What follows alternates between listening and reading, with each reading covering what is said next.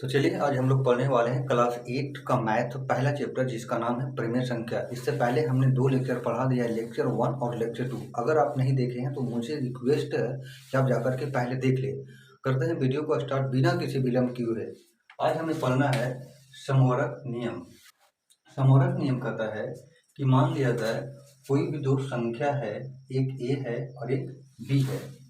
यदि ए और बी पूर्ण संख्या है और इन दोनों को जोड़ने पर भी पूर्ण संख्या आ जाए तो ये समवर्ग नियम का पालन कर रहा है।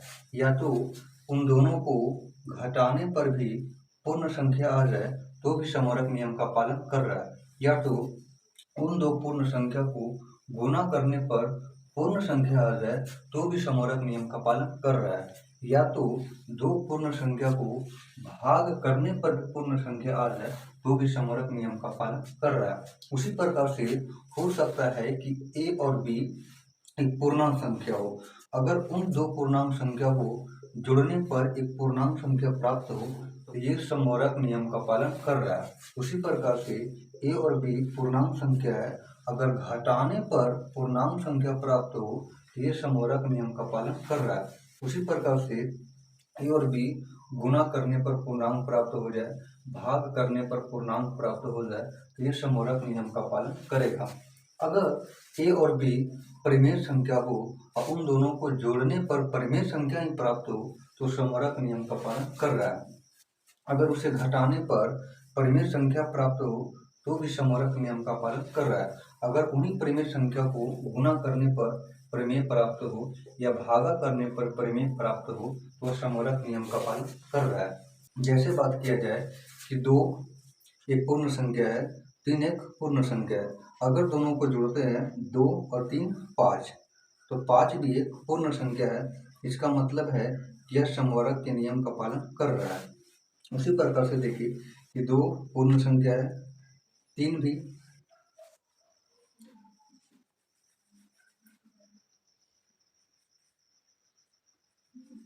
5 पूर्ण संख्या है, 3 पूर्ण संख्या है। दोनों को घटाए तो 2 आएगा, ये भी पूर्ण संख्या है। उसी प्रकार से देखा जाए कि 2 पूर्ण संख्या है, 3 पूर्ण संख्या है।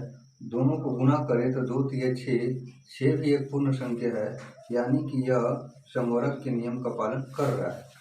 यहाँ देखिए 2 पूर्ण संख्या है, 3 भी पूर्ण संख्या है।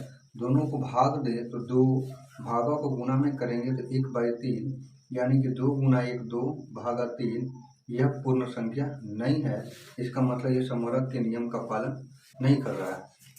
उसी प्रकार से यहाँ देखिए कि 2 पूर्णांक संख्या है, -3 एक पूर्णांक है, 5 एक पूर्णांक है। दोनों को जोड़ते हैं -3 अब +5 हो जाएगा 2, 2 भी एक पूर्णांक संख्या। इसका मतलब ये समवर्ग के नियम का पालन कर रहा है।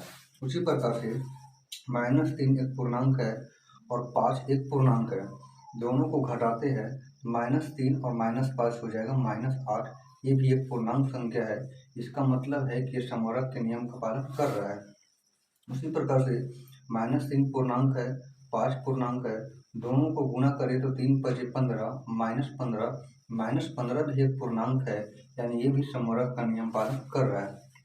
यहाँ देखिए -3 गुना भागा है, गुणा में करेंगे तो 1/5, गुणा करेंगे -3 में 1 से -3/5, ये जो है पूर्णांक नहीं है। अगर पूर्णांक नहीं है तो ये समवर्ग के नियम का पालन नहीं कर रहा है। यहाँ उसी प्रकार से देखिए कि 2 परिमेय संख्या है, एक है 1/2 और एक है 3/2। दोनों को जोड़ेंगे तो 3 2 हो जाएगा एलसीएम, 3 1 4/2, ये भी एक परिमेय संख्या, यानी समवर्ग के नियम का पालन कर रहा है। यहाँ देखिए 2 और 2 एलसीएम 2 हो जाएगा, 1 -3 यानी कि -2/2, ये भी परिमेय था, ये भी परिमेय था। दोनों को घटाएं तो ये भी परिमेय आया, यानी समवर्ग का नियम का पालन कर रहा है। उसी प्रकार से ये परिमेय है, ये भी परिमेय है। गुणा करते हैं तो 3 एकम 3 भागा 2 दूना 4, ये भी परिमेय है, यानी कि ये समवर्ग के नियम का पालन कर रहा है। आप लोग इसे जांच करके बताइएगा, कमेंट में लिखिएगा कि ये समवर्ग का नियम का पालन कर रहा है या नहीं कर रहा है। आप लोगों को ये जांच करके बताना है। अब हम लोग पढ़ने वाले हैं कि वितरण नियम क्या होता है। तो वितरण नियम जो है कहता है कि यदि 3 संख्या है, एक ए है, एक बी है और एक सी है, तो योग पर जो वितरण नियम होता है ये कहता है कि ए गुना बी प्लस सी करेंगे तो ये ए गुना बी यानी ए गुना बी प्लस ए गुना सी, ये दोनों जो होगा वो बराबर होगा। यानी कि एक संख्या अगर ऐसा लिखा हुआ है 3 गुना 4 प्लस 5, आप इसे ऐसा भी लिख सकते हैं, यानी 3 गुना 4 प्लस 3 गुना 5। उसी प्रकार से अगर ऐसा लिखा हुआ है 1/2 गुना 3/4 प्लस 3/6, तो आप इसे ऐसा भी लिख सकते हैं 1/2 यानी ए गुना बी 3/4 प्लस ए गुना सी 3/6। उसी प्रकार से व्याकलन पर वितरण नियम कहता है ए गुना बी माइनस सी बराबर ए गुना बी माइनस ए गुना सी।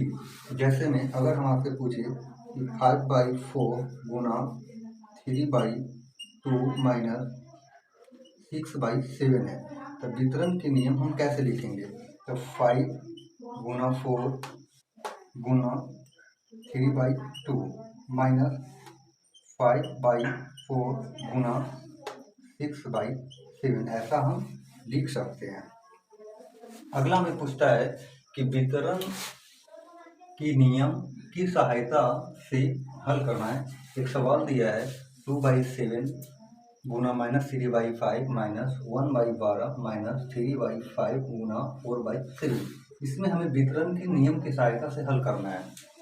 हम इस सवाल को ऐसा लिखते हैं 2/7 गुना -3/5 माइनस 1/12।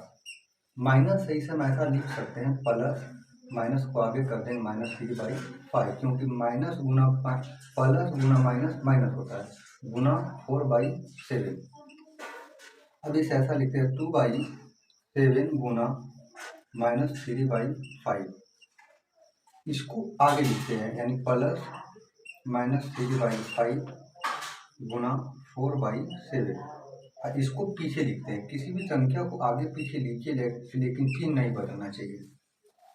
अब यहाँ पे देखा जाए इसे ऐसा भी लिख सकते हैं -3 गुना 5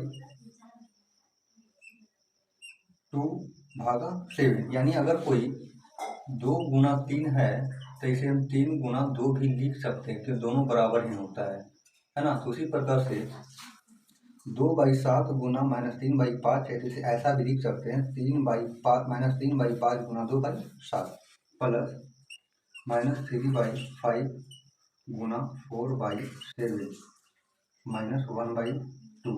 अगर ये ए होगा और ये बी होगा और -3/5 ए होगा और ये सी है, तो उसी प्रकार से हम इसे ऐसा भी लिख सकते हैं कि -3/5 गुना 2/7 प्लस 4/7 और माइनस है 1/12।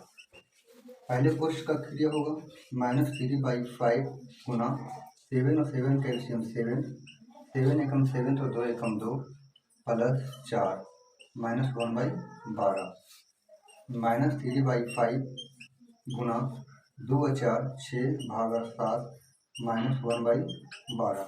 आगे अगर देखा जाए तो इसमें -3 में 6 गुना करेंगे तो -18/5 में 7 गुना करेंगे 35 माइनस 1/12। अगर 35 और 12 का एलसीएम देखा जाए तो 420 होता है।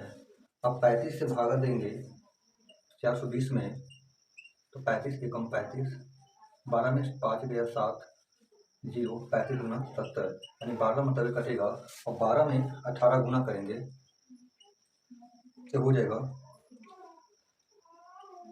8 गुना 16, 8 1 9 2 1, 216 हो जाएगा माइनस में।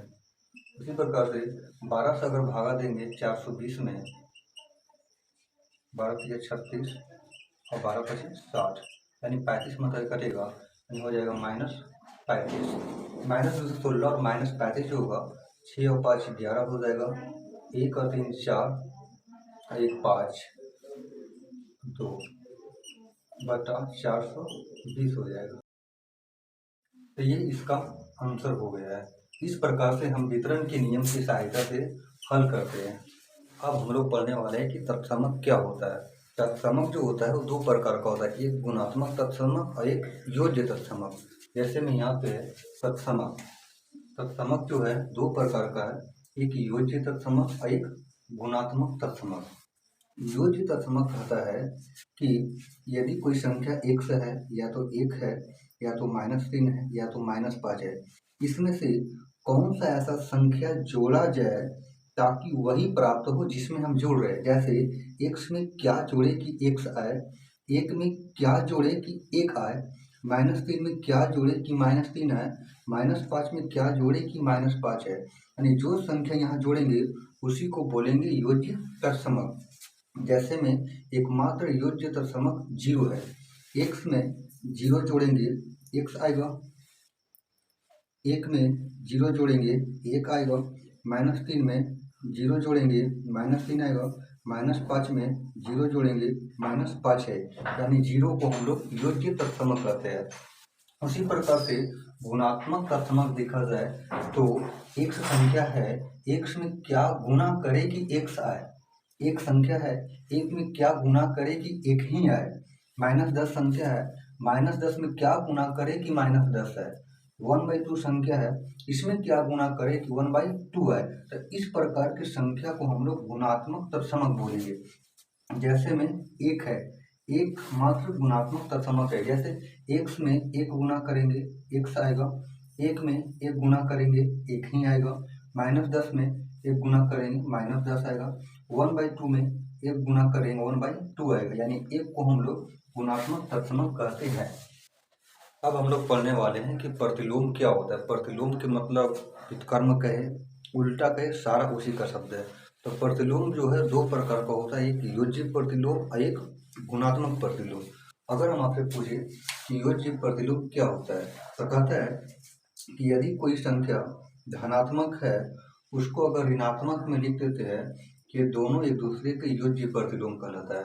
अगर ऋणात्मक है और उसे धनात्मक लिख देते हैं ये दोनों एक दूसरे के योज्य प्रतिलोम कहलाता है। जैसे एक धनात्मक है, इसका योज्य प्रतिलोम जो होगा -1 हो जाएगा। -3 धनात्मक है, इसका योज्य प्रतिलोम +3 हो जाएगा। 1/2 धनात्मक है तो इसका योज्य प्रतिलोम -1/2 हो जाएगा। उसी प्रकार से 3/7 माइनस है, नेगेटिव है तो इसका योज्य प्रतिलोम 3/7 पॉजिटिव हो जाएगा। -4/-5 यानी माइनस माइनस कट जाएगा यानी प्लस है तो इसका योज्य प्रतिलोम -4/5 हो जाएगा। योज्य प्रतिलोम का तरीका कहता है कि कोई भी एक दूसरे के अगर योज्य प्रतिलोम है तो उन दोनों को जोड़ेंगे तो 0 आएगा। जैसे में 1 का योज्य प्रतिलोम -1 है, अगर इन दोनों को जोड़ेंगे तो 1 प्लस माइनस माइनस यानी 0 आएगा। उसी प्रकार से -3 का योज्य प्रतिलोम 3 है, अगर इन दोनों को जोड़ेंगे 3 और 3 अगर जोड़ेंगे तो 0 आएगा। उसी प्रकार से 1/2 को -1/2 के साथ जोड़ते हैं तो 1/2 प्लस गुना माइनस माइनस 1/2 दोनों कट के 0 आ जाएगा। यानी जब भी योज्य प्रतिलोम एक दूसरे का है उसको जोड़ेंगे तो 0 आएगा। अब हम लोग पढ़ने वाले हैं कि गुणात्मक प्रतिलोम क्या होता है। गुणात्मक प्रतिलोम का मतलब होता है कि जैसा कि ये मार्कर है, अगर ये ऐसा है इसको अगर पलट दे तो ये इसका गुणात्मक प्रतिलोम हो जाएगा। यानी कि a/b है, अगर इसको उलट दे b/a कर दे तो ये दोनों एक दूसरे का गुणात्मक प्रतिलोम हो जाएगा। 3/4 है, अगर इसको उलट दे यानी 4/3 कर दे तो ये दोनों एक दूसरे का गुणात्मक प्रतिलोम है।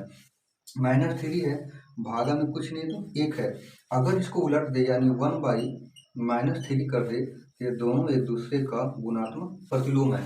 -7/5 है, अगर इसको उलट दे यानी 5/-7 कर दे तो ये दोनों एक दूसरे का गुणात्मक प्रतिलोम है। अगर गुणात्मक प्रतिलोम है तो उन दोनों को गुणा करेंगे जैसे ए बाई बी, इसका गुणात्मक प्रतिलोम है बी बाई ए। अगर इन दोनों को गुणा करेंगे तो हमेशा एक आएगा। जैसे 3/4 का गुणात्मक प्रतिलोम 4/3 है। अगर गुणा करेंगे तो 4 से 4 कटेगा, 3 से 3 कटेगा, 1 आएगा। उसी प्रकार से -3/1 इसका गुणात्मक प्रतिलोम है 1/-3। तो माइनस से माइनस कटेगा, 3 से 3 कटेगा, यानी 1 आएगा। इसका मतलब ये दोनों गुणात्मक प्रतिलोम है। उसी प्रकार से -7/5 गुना 5/-7, 5 से 5 कटेगा, -7 से -7 कटेगा, यानी कि 1 आएगा। इसका मतलब ये दोनों गुणात्मक प्रतिलोम है। तो इसी प्रकार से जब भी दो संख्या गुणात्मक प्रतिलोम रहेगा तो उसका गुणनफल 1 आएगा। तो हम लोग ये क्लास 8 का मैथ पढ़ रहे हैं। अगर ये वीडियो आपको अच्छा लगा हो तो इस वीडियो को लाइक जरूर करें और कमेंट बॉक्स में कमेंट करें कि आपको ये वीडियो कैसा लगा हो। धन्यवाद।